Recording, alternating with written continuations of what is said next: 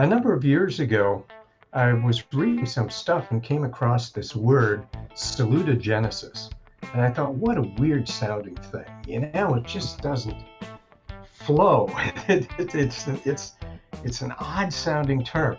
But the more Right. I read about it, the more enthusiastic I got, because chiropractic is about the only profession I know that sometimes seeks to define itself in terms of what it doesn't do.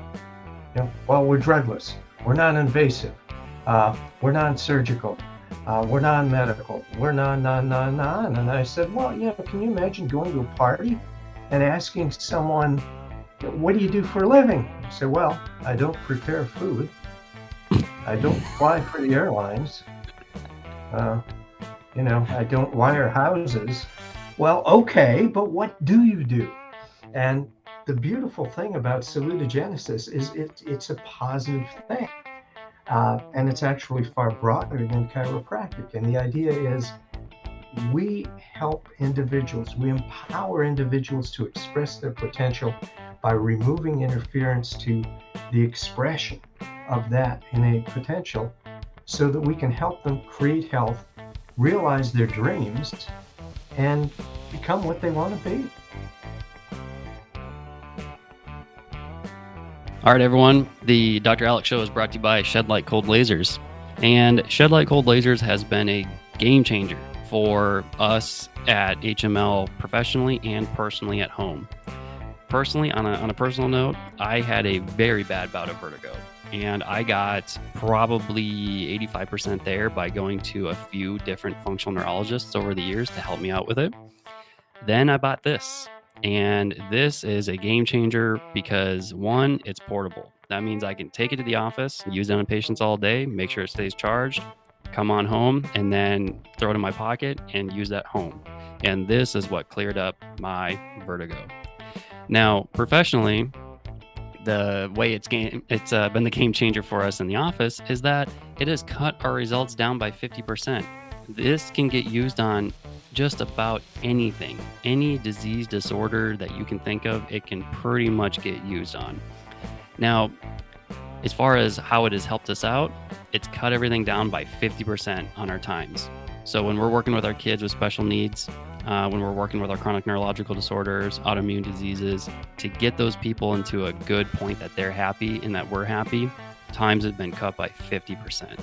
You will definitely want to go check out shedlightcoldlasers.com or email Griswold at shedlightinformation@gmail.com, 518-338-6658.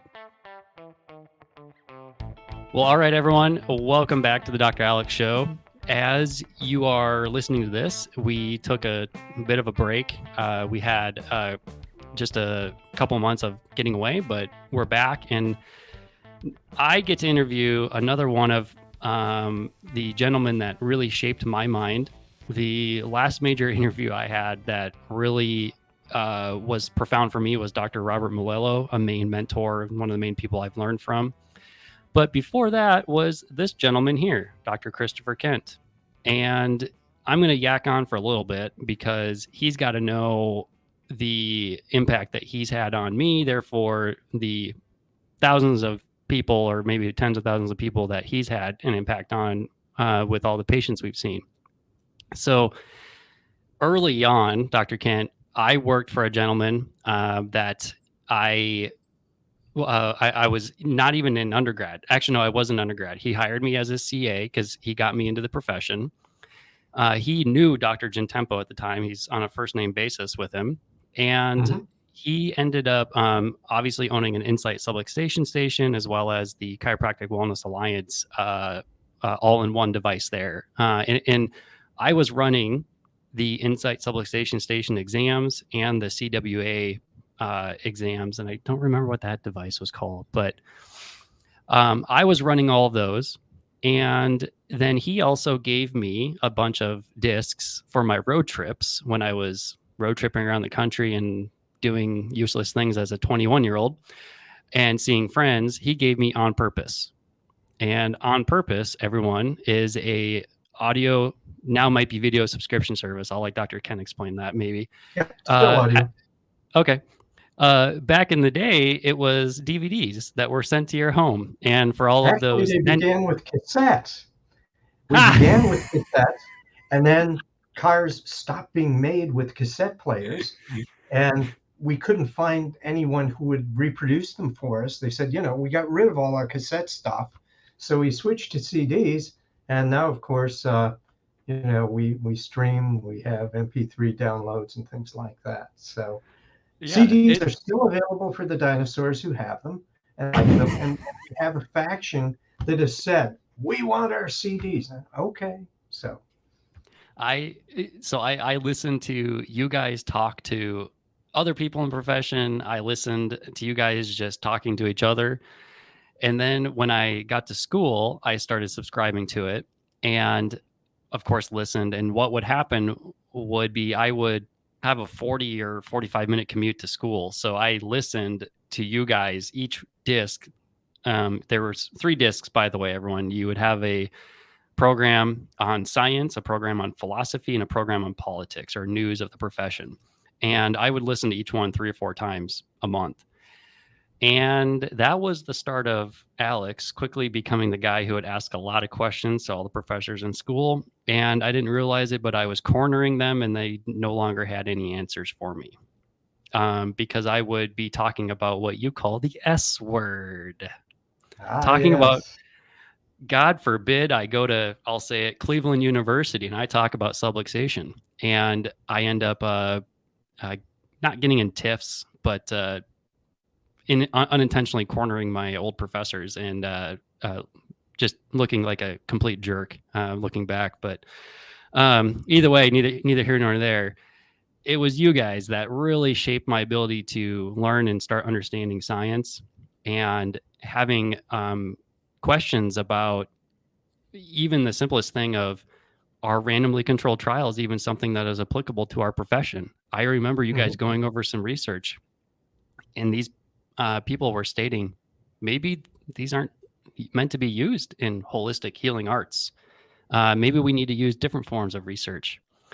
And then you would start bringing up the question of when you're talking to people about research and science and what's valid and what's not valid and reliable and not reliable, you start with the question of what will you accept as evidence? Mhm. And I had shut up many professors by asking that question because they would not be able to answer back that question. They wouldn't be able to Yeah, tell me case studies or case series or randomly controlled trials or whatever it was. They would not come back with an answer. And that's how I mhm. cornered them. It works like a charm. I still teach that technique today. But anyway, thank you for coming on. You'll have to tell the audience more of who you are and what you've done and everything you've done for the profession and therefore the world. Oh, goodness. Uh, well, I'm Christopher Kent. I graduated from Palmer College back in 1973. And when people say, well, why didn't you go to Sherman? I said, didn't exist. Why didn't you go to Life? Didn't exist. Why didn't you go to Life West? Didn't exist. Yes, I'm really that old. So I have lived much of the history of chiropractic. Uh, Next year will be my 50th year, which is Oh a my pretty gosh. exciting thing. And I wanted to get chiropractic to as many individuals as possible. So it had always been part of my vision to become a teacher because I thought, hey, if I take care of patients, I can reach a lot of people. If I can teach others to do it, I can reach substantially more. So I joined the Palmer faculty after graduation. I established a private practice, and then a number of political issues were going on at Palmer College. CCE was taking over and radically changed the direction of the educational program.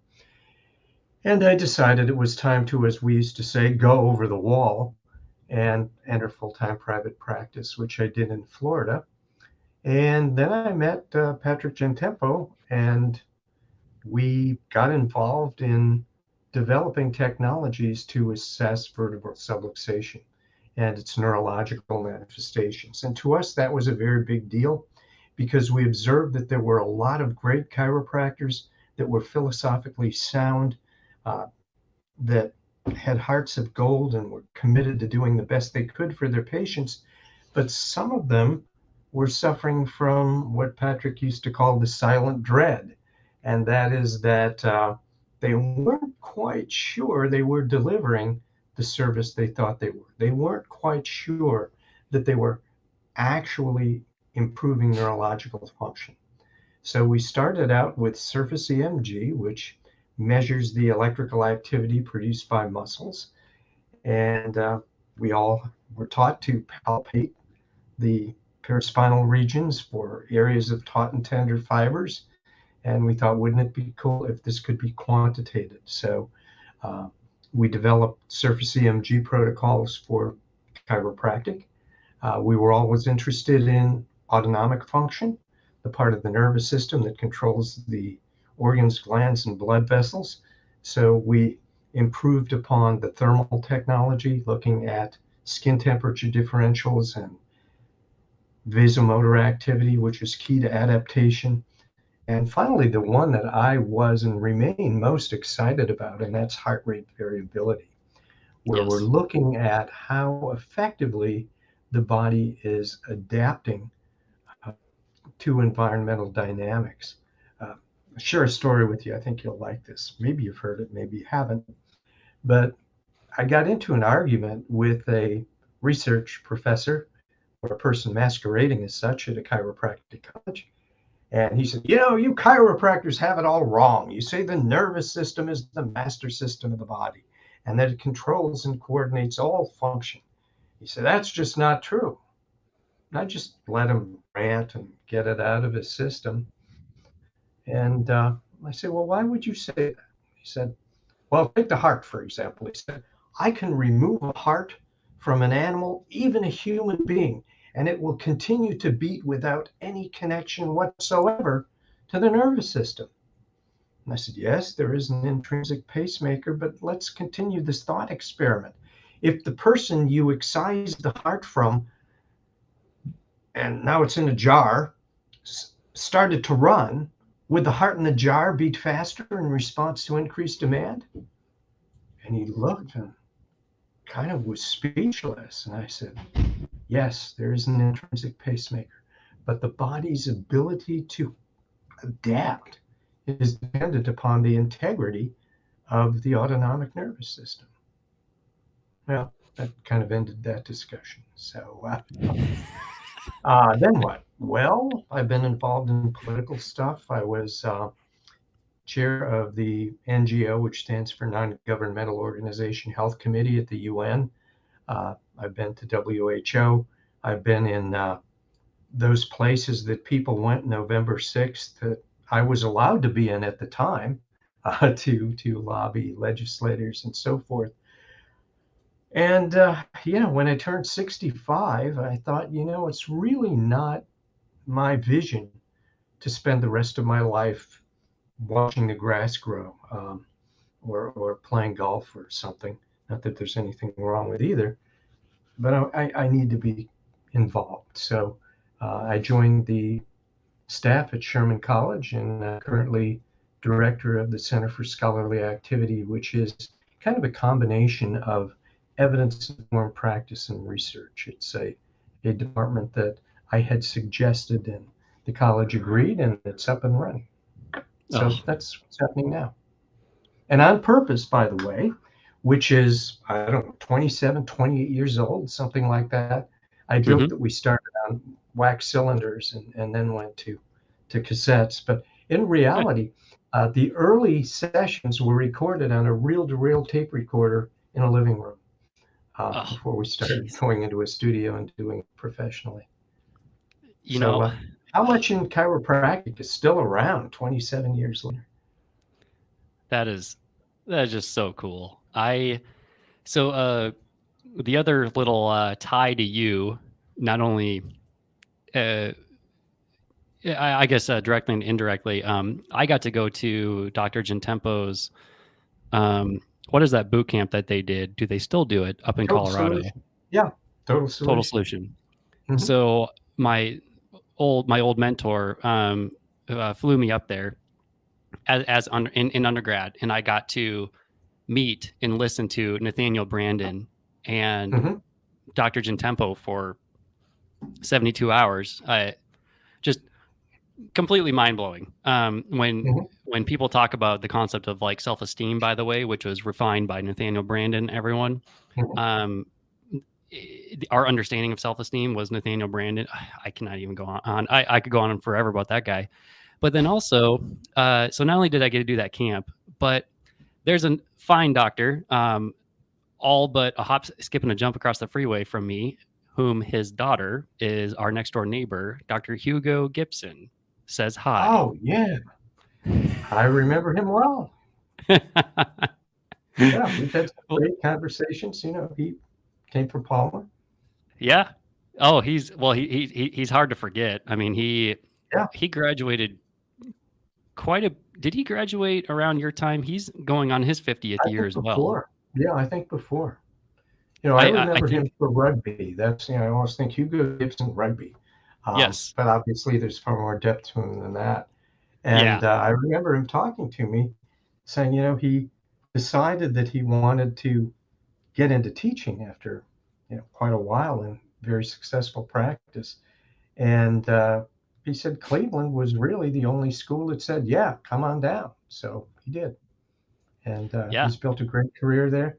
And I'm delighted that he has uh, you know, continued holding the torch for subluxation centered chiropractic because the school has changed quite a bit. I was lucky enough to have met Carl Cleveland the first.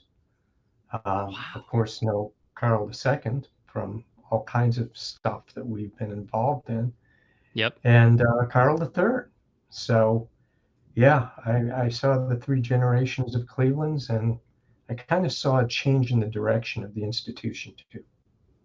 Yeah. Cleveland did change, and part of that change, some people would argue, was actually it not going into it too much. Dr. Gibson was he left or was let go or something happened. They Mhm. didn't. They no longer got along, but he is happy on in his shack in the corner, as he calls it, because Mhm. he's got a house with a practice in the basement, and Mhm. he's touching 80, and he still won't stop practicing. Yeah, that's Um, great. but we were over at his place not too long ago, and of course we're with neighbors and friends, and him and I get together, and then the entire next thing you know, the entire table is talking about chiropractic and philosophy, Mhm. and your name came up, and then I was like, you know what, I'm going to contact him and I want to interview him. I want him on my show. So, but yeah, he says hi. So he's doing great. They're Great. getting ready to go on a family vacation to celebrate his, I believe, 80th birthday and 50 years in practice. Yeah, isn't that fantastic? Oh, it is awesome. Yeah. He gave me my first green book. We went over and saw him, met him and his wife. My girlfriend at the time, now wife, went over there, and we were supposed to stay for an hour. And that was like at 6:30 after you closed up, and then next thing we know, we're there until 1 a.m. Yeah. having having hors d'oeuvres and libations, as Fred Bard would say, Yes. and then one thing led to another, and he gave me a couple signed copies of some green books. Oh, that's fantastic. Oh, it was awesome. Truly treasures. Oh yeah, they are. In fact, they don't sit out in the open in the house anymore because we have too many Mhm. neighborhood kids that come over. So they stay up on a shelf away from everyone. Mhm. Very wise. Yes. Well. Anyway, you had brought up you wanted to talk about one of your most recent presentations, and I think that would be great. And for everyone about to listen, you're going to hear some pretty heady stuff, but it's a concept that is true to what we do in our office and most chiropractors do. And it's about the concept of actually creating health as opposed to managing symptoms or trying to manage a disease. It's actually talking about Yeah, getting people exactly. healthier. Yeah, a number of years ago, I was reading some stuff and came across this word, salutogenesis. And I thought, what a weird sounding thing. It just doesn't flow. It's an odd sounding term. But the more Right. I read about it, the more enthusiastic I got. because chiropractic is about the only profession I know that sometimes seeks to define itself in terms of what it doesn't do. Well, we're drugless, we're non-invasive, we're non-surgical, we're non-medical, we're non. And I said, well, can you imagine going to a party and asking someone, what do you do for a living? I said, well, I don't prepare food. I don't fly for the airlines. Uh, I don't wire houses. Well, okay, but what do you do? And the beautiful thing about salutogenesis is it's a positive thing. And it's actually far broader than chiropractic. And the idea is we help individuals, we empower individuals to express their potential by removing interference to the expression of that innate potential so that we can help them create health, realize their dreams, and become what they want to be. And we're not saying that there isn't a time and a place for a mechanistic model that involves interventions in radical situations or developmental variants that don't respond to conservative methods and things like that. There's a place for the pathogenic model, but the salutogenic model is so needed and so missing. It's got me really excited. We've had some very challenging times this last couple of years, and back in 2015, I co-authored an article in Explore, which is an interdisciplinary journal. And what we wrote was, although the Western world is the most technologically advanced civilization to date, it's also the most addicted, obese, medicated, and in-debt adult population in history. Wow. And that was before, the events of 2020. Right. And back then, oh yeah, we wrote that back in 2015. So Man.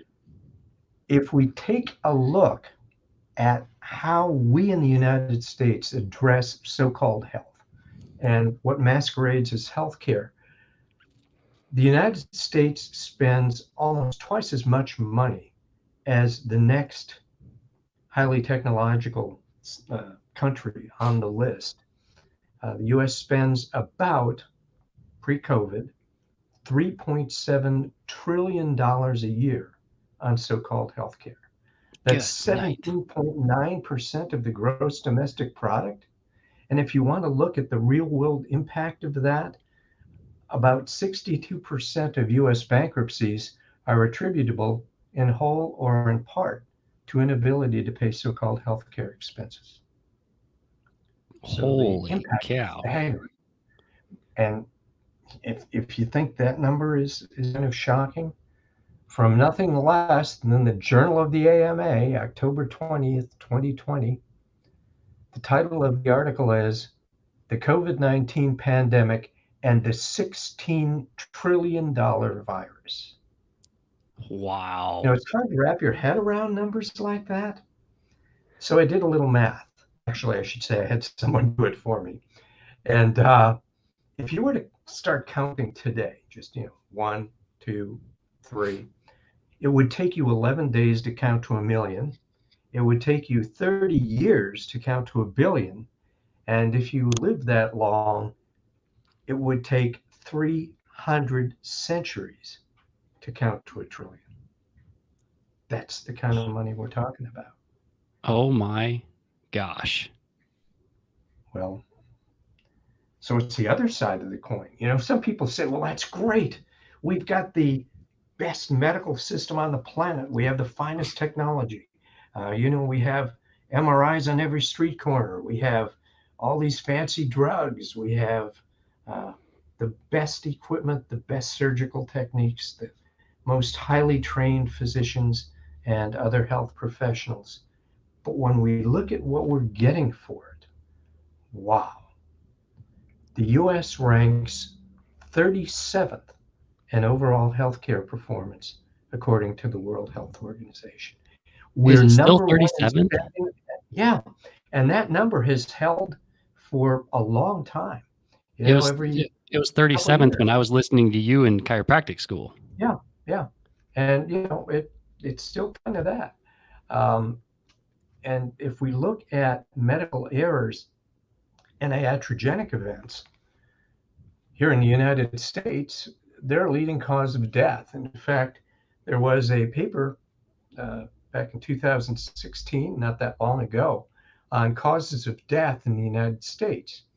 And the BMJ wrote, an author in it wrote, based on our estimate, medical error is the third most common cause of death in the US, ahead of cancer and heart disease. And they said, we really don't have great numbers because, get this, there's no diagnostic code for it. There's no ICD code for medical error. So it's Oh, much more difficult to track than, right. identifiable disease. But it's way ahead of COPD, suicide, motor vehicle accidents, things like that. Now that stat, is this the same stat or is it from prior research? I want to say, is it like last name Starr was the researcher that talked about the iatrogenic causes of death and medical errors? Yeah, well, we have to differentiate between the two because, a medical error obviously is where the practitioner made a mistake, but iatrogenic deaths, the doctor didn't necessarily do anything wrong. It's just, hey, stuff happens. And when we look at the combination, and I've read several papers, and they're all kind of difficult because it's hard to get good data on that stuff. But according to who you read, it's either number one, number two, or number three. So number three is pretty conservative. Jeez. But listen to this. This kind of says it all, and it transcends the divisions we have in healthcare. This is again from JAMA. On balance, the data remains imprecise, but the benefits that U.S. healthcare currently delivers may not outweigh the aggregate health harm it imparts. In other words, they're saying, we know we're helping people, we know we're hurting people, we don't even know if we're breaking even. But here's what's inspiring to me as a chiropractor. Same article, same authors, Kilo and Larson. Healthcare contributes only about 10% toward reducing premature death. And of course, by healthcare, they mean medical care. And they write, even a perfectly designed delivery system would prevent only a modest proportion of premature death. So what about the other 90%? The other 90% is the kind of stuff that we do. That's right. And that people have control over. So where do we stand today? I've never seen in my 70 years on this planet a situation where there's more fear. People are fearful for their physical and mental health. They're fearful about the direction of the economy. They're fearful about socialization of their children. And that great harbinger of fear, of course, is uncertainty. People feel a loss of control. If we take a look at stats from the CDC, no less, during late June, 40% of US adults reported struggling with mental health or substance abuse. 31% reported anxiety or depressive symptoms.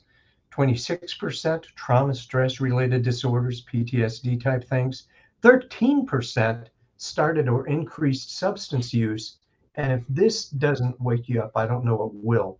11% of US adults seriously considered suicide. Not just a passing thought, seriously considered suicide. Oh my gosh. Oh, it gets worse. What about teenagers? Adolescents should be, you should be having the time of your life. This is when you're exploring what your life and purpose are and what your values are and developing relationships with people and sharing ideas and being challenged and developing the you that is you. Well, here's a study from European Child and Adolescent Psychiatry looking at Chinese adolescents during the COVID-19 era. And it says the prevalence of depressive symptoms, anxiety symptoms, and a combination of depressive and anxiety symptoms was 43.7%, 37.4%, 31.3%. These numbers are staggering. Over a third are experiencing depression and anxiety. So, my old buddy Weird Al, Einstein, you've heard this quote many times, I'm sure, if you're an On Purpose listener. The significant problems we face today cannot be solved at the same level of thinking we were at when we created them. In other words, doing more of what's been shown not to work isn't going to solve the problem. And that seems to be the direction that politicians are taking, whichever side of the aisle you're on. If we can just somehow get more medicine to more people for less money, everything will be okay. Well, doing something that is grossly inadequate to address these challenges, something that overlooks key dynamics that are associated with how we live, how we perceive ourselves, and how we interact with others, we have to do that. Because if you keep doing the same thing that's been shown to be inadequate, well, what do you think is going to happen? So this guy, Aaron Antonovsky, came up with a very fascinating model. And that idea he called salutogenesis. So what's this weird sounding word mean? Well, it comes from salus, which means health, invincibility, positive stuff like that. Why do soldiers salute each other? Because health and invincibility are a good thing to have, especially if you're facing the challenges of war. What do people say when they toast? Salute to your health, right? And Genesis, the birth of. So Antonov said, we're coming to understand health not as the absence of disease, but rather as the process by which individuals maintain their sense of coherence. So who else was talking about health being something other than the absence of disease? The Palmers and those of us who followed them. That's right. Antonovsky talked about a sense of coherence. What's that? A sense that life is comprehensible, manageable, and meaningful. An ability to function in the face of changes and their relationships to the environment. I mean, isn't that exciting? I run into chiropractors all the time that say, well, we can do so much for low back pain. And I say, yes. Many people find that a number of conditions, including back pain, improve when their vertebral subluxations are corrected. But if you're into back pain, what research has shown that there's a very poor correlation between pathology and pain perception, and that the one consistent thing that we see over and over and over again is that individuals with chronic pain and disability feel they have lost control of their lives, that they're not being appreciated, and that they're stuck in a loop that they can do nothing about.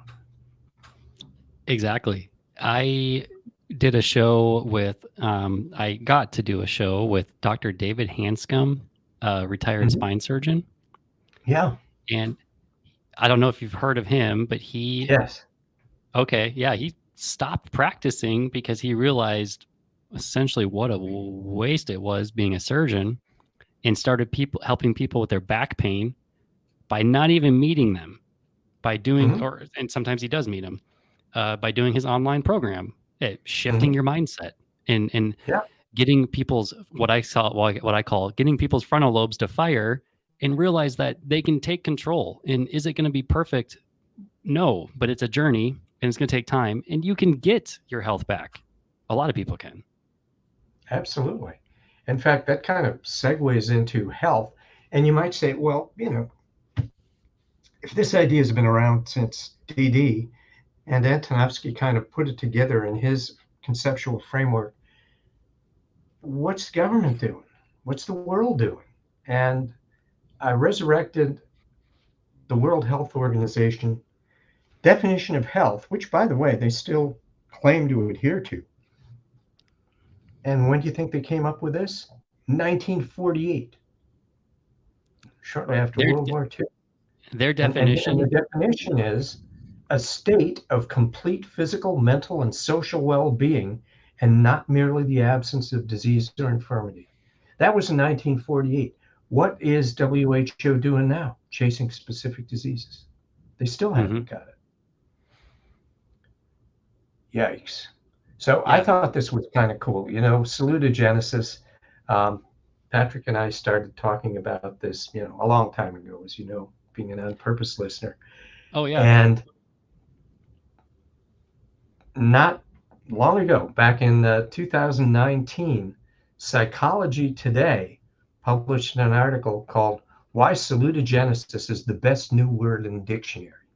Because, yeah, Wow. Merriam-Webster finally put it in the dictionary.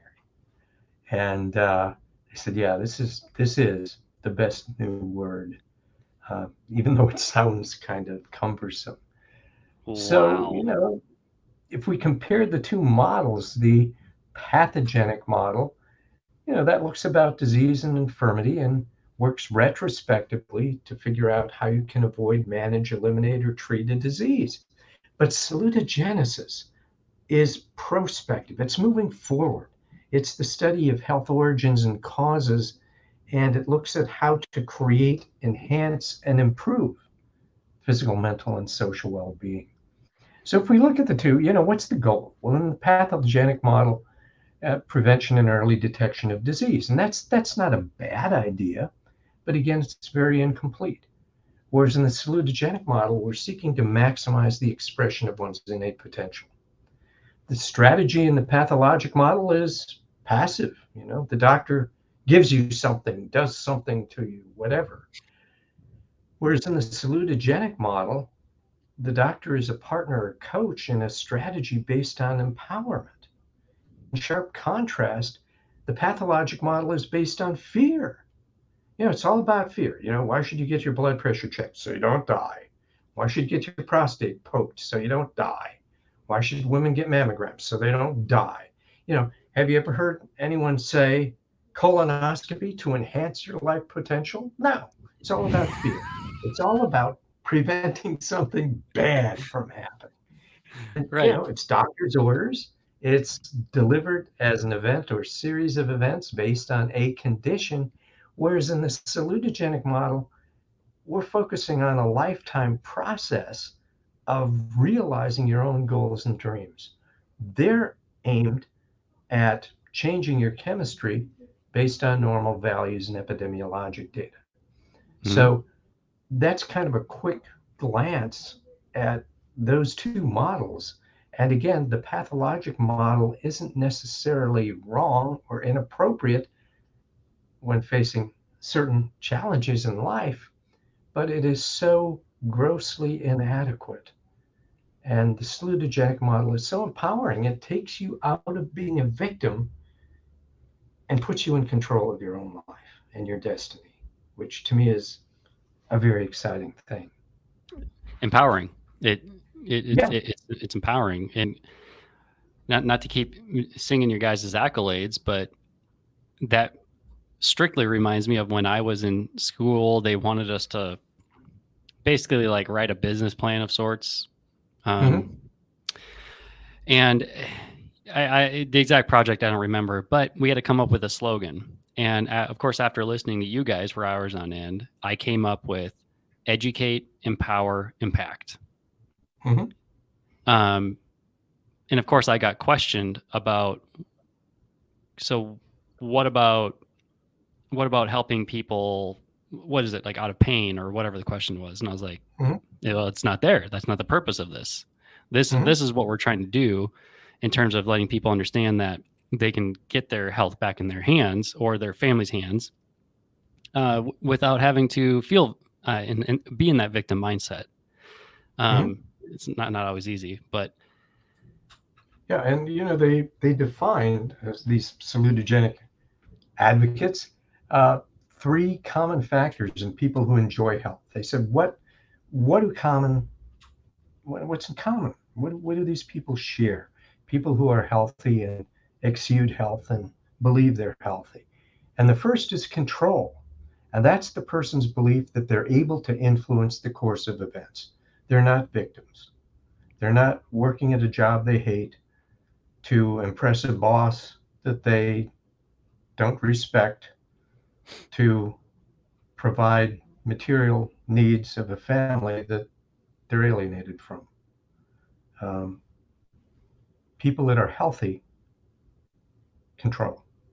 Right. Second is commitment, and that's embracing a curiosity and sense of meaningfulness for life, that life has meaning, that it has value, and that I can control my life to experience that sense of value and meaningfulness. And the last one, and this is important, the individual's expectation that it is normal and beneficial for life to change. Um, it's been said, uh, pain is unescapable, but suffering is optional.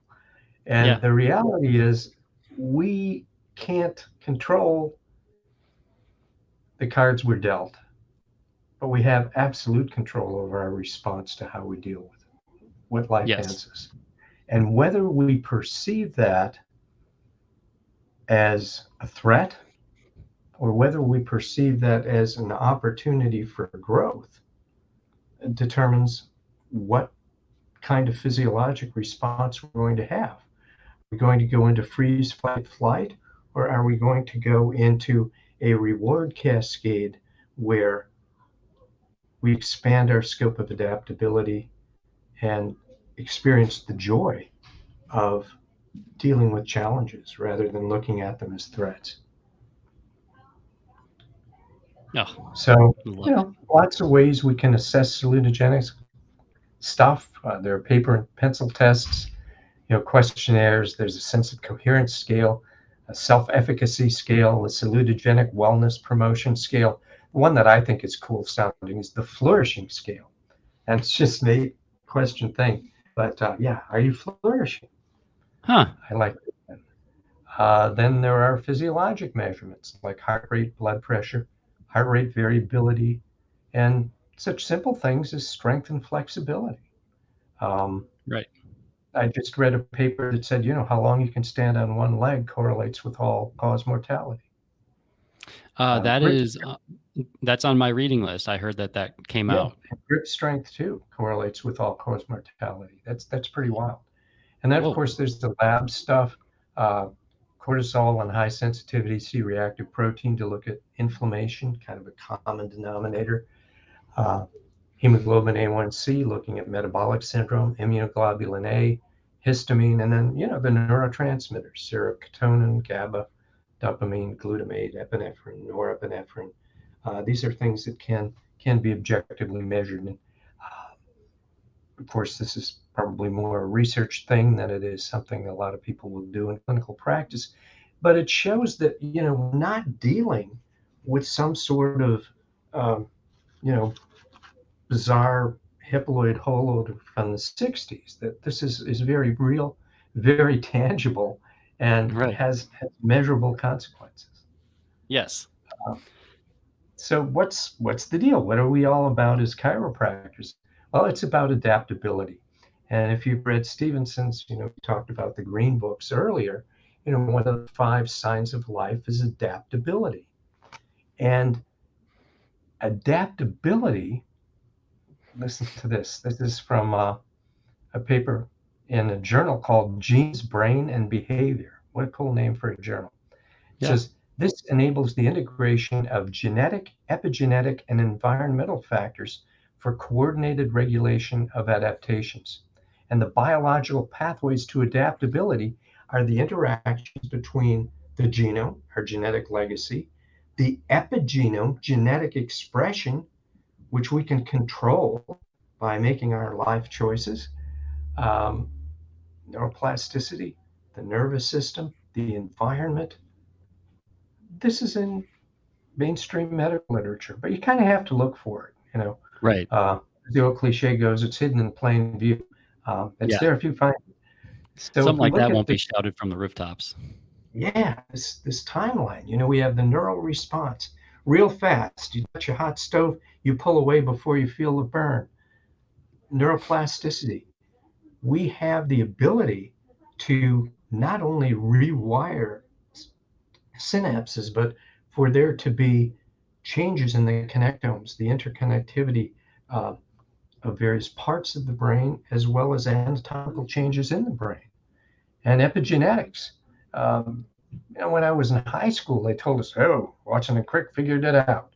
Uh, your genetic legacy, that's it. You'll never be any better than that." So, Right.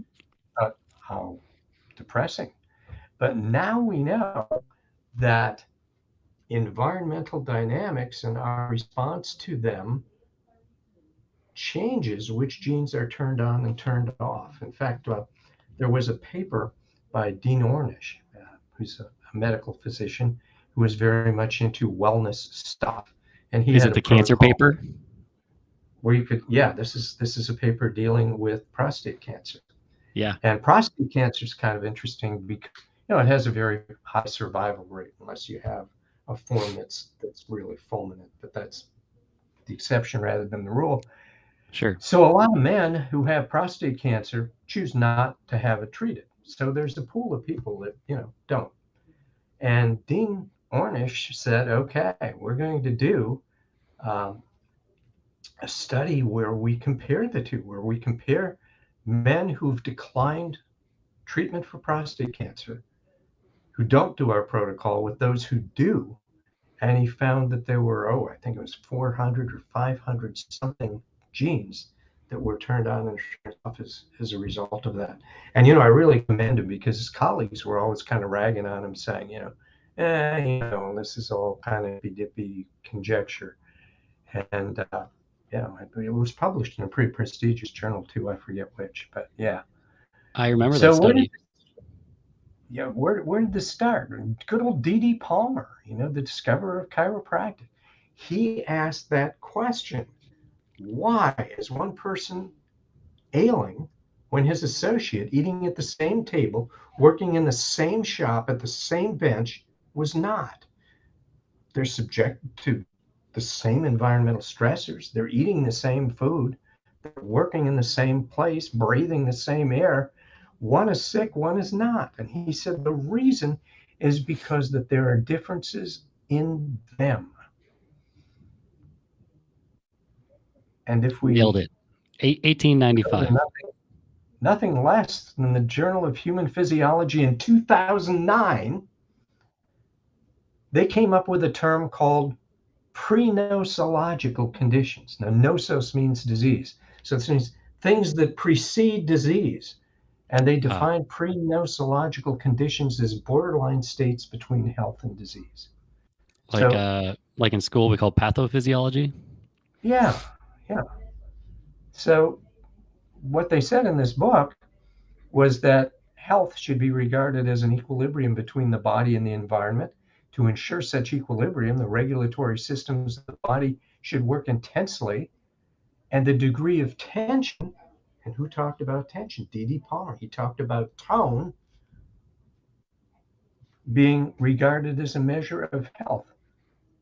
He wrote, "Life is the expression of tone. It's the noble degree of nerve tension." And I think it's just amazing that in the journal Human Physiology and papers like, in health and behavior, that these people are discussing these very same concepts that were discussed in chiropractic. In fact, I've been privileged to present. Do that again. Here's your one edit. I've been privileged to present at a number of medical conferences and webinars where I was an invited guest. And it's amazing how once you leave the bias of the US healthcare system and you go to other countries where you have physicians and scientists that are interested in nervous system function and have studied a lot of this stuff, and what they lack in many cases is a clinical application. I mean, I've never had anyone say, quack, go home. I get a much better reception from them than I do many chiropractic groups because they're Yeah. really fascinated by this stuff. In fact, if any of you are interested, if you go to the Sherman College webpage, which is sherman.edu, pretty simple, and go to research, we have videos of half a dozen or so of those presentations that we've done. You can have a look at them. They're free. Have fun. Oh, But yeah, one of the guys that really impressed me was Hans Selye. oh And yes, yeah, most of you have heard of Selye. the Godfather. He's the guy who applied the engineering concept of stress to biological systems. And Yep. believe it or not, back in the 70s, yes, 70s, he spoke at Palmer. And I didn't know when he that. was finished, he agreed to meet with the faculty, and we asked him questions, and it was really a great interchange. Um, I even wrote him a letter back in '76 when they were promoting swine flu vaccine, Hmm. and asked him, what do you think? And I never thought I would get a personal letter back from Salye, but I did. He said, I don't plan to get it. But anyway, Wow. uh, he shared a story with us that I think anyone who's studied the healing arts can relate to. He was in a class in differential diagnosis, and that's where you try and identify subtle differences between conditions so that you can apply the right medical treatment. And he was in an amphitheater type room, and he said the professor would bring a sick person up and have them sit on an exam table and tell the students their history and lab findings and show their films if they had any. And then he'd call on students and he'd say, well, what are your differentials? How do you think you would proceed in ferreting out what's wrong with this patient? And so you said, well, I was sitting in a room and I saw this parade of sick people that the professor trotted out to us. And I thought to myself, these people all have something in common. He hadn't put his finger on what it was yet, but the wheels were turning. And as some sadistic professors are wont to do, they said, hey, Selye, what's wrong with this patient? And he said, and I blurted out almost reflexively, he said, well, doctor, he's sick. And everybody chortled and had a laugh at Selye's expense, but it got him started on this path. And he described stress as a non-specific response of the body to a demand. And this is a quote I just love because, again, we go back to the writings of the Palmers. Every living being has a certain amount of innate adaptation energy or vitality. So this is Hans Selye. I mean, this guy's the one who came up with the idea of stress. He's got more degrees than a thermometer, and he's talking about innate adaptation energy and vitality. Yikes. And you hear people. And again, us chiropractors were talking about that in the late 1800s. Yes. And what do people say today when they talk about stress? It's almost always in the negative context, right? They say, if only I could eliminate stress from my life. Well, I said, that's not going to happen until you assume room temperature and are dispatched to the marble orchard, because the difference between you and the chair you're sitting on is that you can adapt. The chair can't. And when you stop adapting, you're dead. And Selye was a little less in your face than that. He said, complete absence of stress is incompatible with life, since only a dead man makes no demand upon his body or mind. Yeah. So what does Selye say the secret to health and happiness is? The secret of health and happiness lies in successful adjustment to the ever-changing conditions on this globe, and the penalties for failure in this great process of adaptation are disease and unhappiness. And what a lot of people don't know is that Selye differentiated between what he called eustress, EU, as in euphoria, stress, and distress, which he hyphenated just like DD hyphenated dis-ease. I thought that was pretty cool. So he talked about eustress and distress. So eustress, or true stress, is the good stuff. You know, why do people bungee jump or jump out of a perfectly good airplane for the rush? They want to expand their life experience. They want to explore their limits of adaptability. People go to movies that they know are likely to make them cry or get them upset. People eat foods that burn on the way out as well as the way in, and they know that's going to happen. And why is that? It's because they want to experience more of life. They want to grow. They want to explore. That's great stuff. When that happens, favorable epigenetic changes occur, which affect not only you, but likely several generations after. But the stress that's gotten a bad rap is the distress. And when most people talk about stress, they mean distress. And yeah, that's bad. That's where you perceive it as being a threat. And when you perceive something as being a threat, your body is going to go into freeze, fight, or flight. You're either going to play dead, because that was a good strategy in the animal world way back when, play dead. Maybe they'll walk away and leave me alone. Fight or flight, do it or get out of there. And that places you in a really bad physiologic state when the threat isn't real, and it causes inflammation, it causes immunosuppression. And today, so many people are living in fear, as we said at the beginning of the presentation. And fear is a powerful immunosuppressant. So combine fear with negative stress, a feeling that you're out of control, and a nervous system whose function is compromised by vertebral subluxation, and you have got a bad situation. But the cool thing is, human beings can transform distress into eustress by using the rational mind. Mm-hmm. And if you can do that, you're able to do some pretty extraordinary stuff.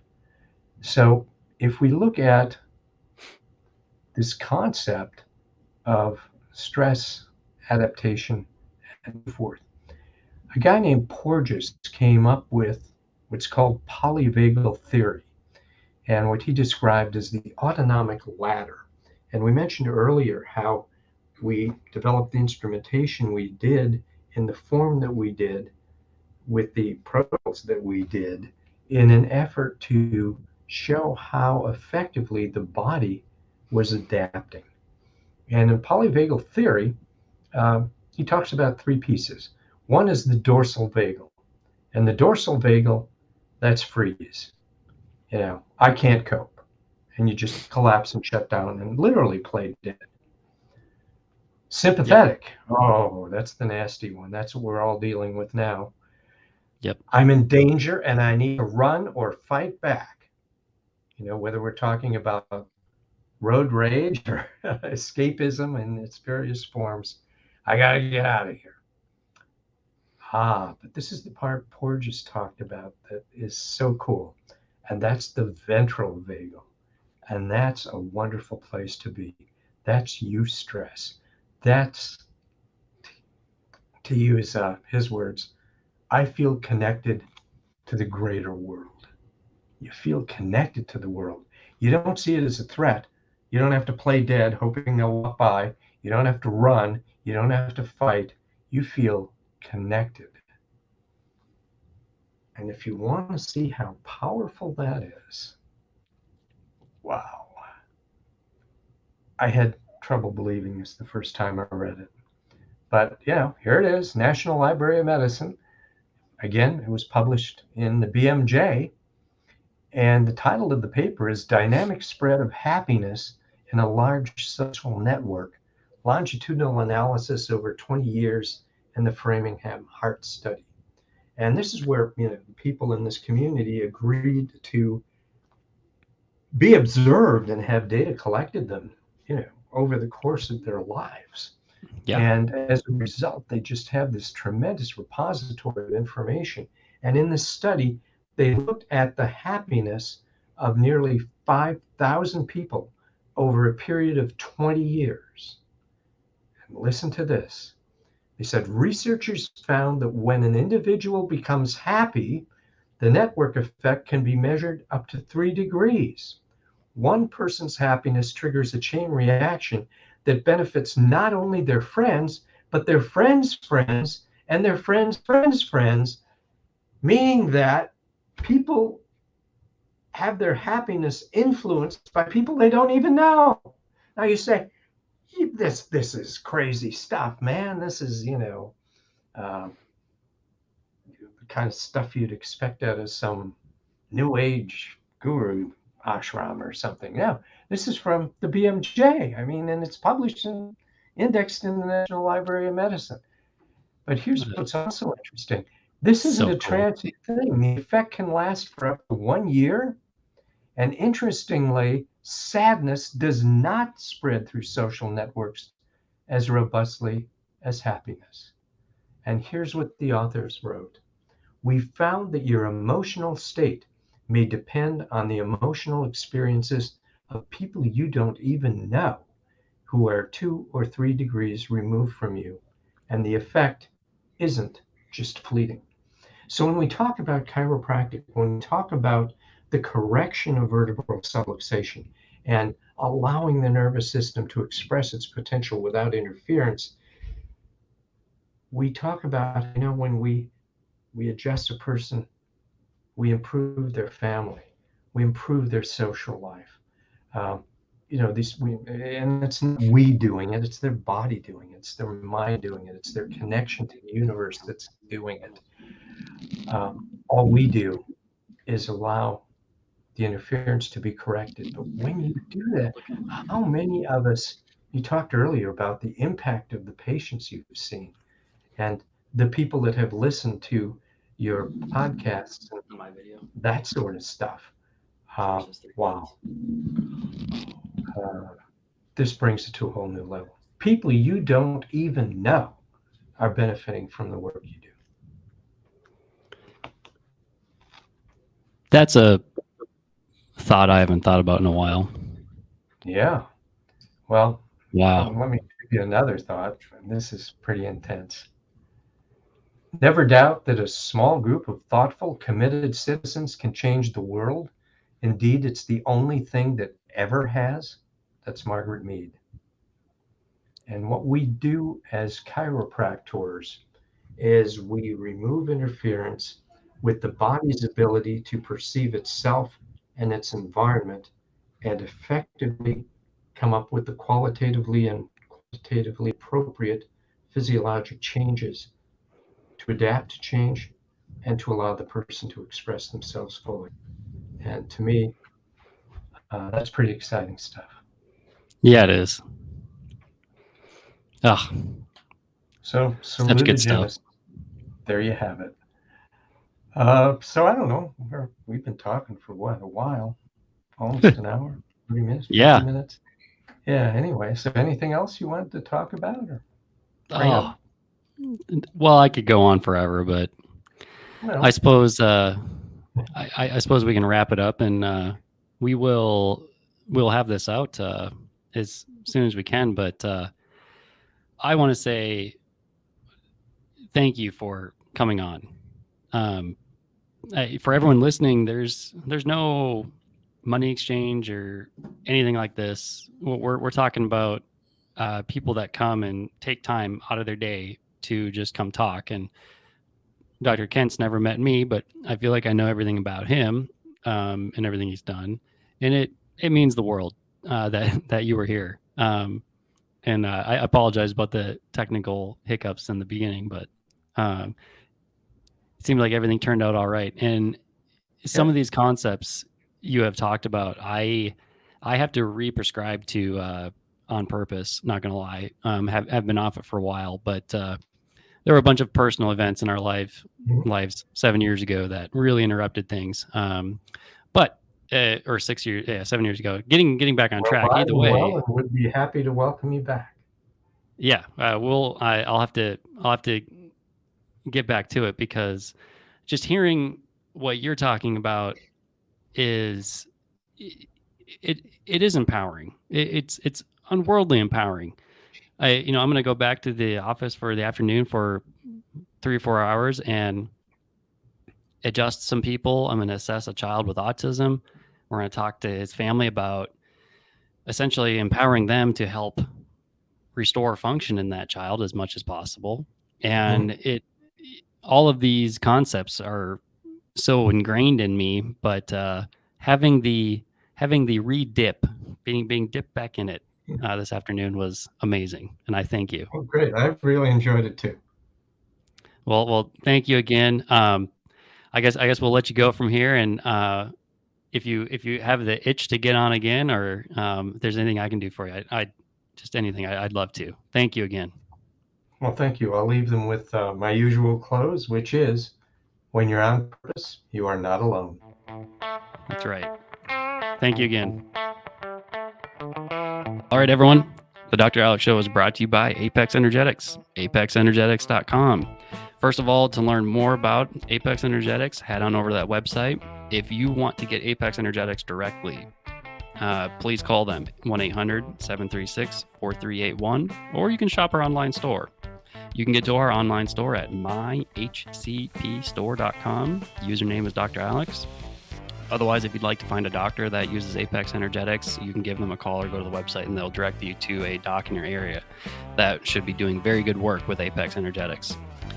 Apex has just been instrumental in our lives professionally and personally. About 6 years ago, we went through one of the most hellacious traumas that you can think of. And if it weren't for Apex with their stress support line of products, I probably would not be here. Point blank, period. And in the office, making the switch from other lines to Apex Energetics has sped up our results with our patients, supporting them through their healthcare needs, probably by 25%, if not more. And when it comes to Apex Energetics, we just want to remind everyone that we are here to not cure diseases, making claims. We're here supporting people, increasing their healthcare needs, and helping them achieve their goals. apexenergetics.com.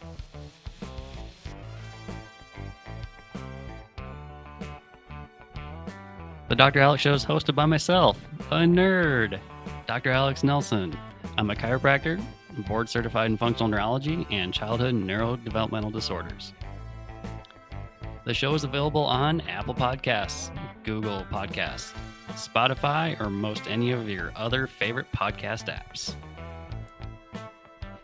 The Dr. Alex Show is a production of Fredcasts. Think, speak, act.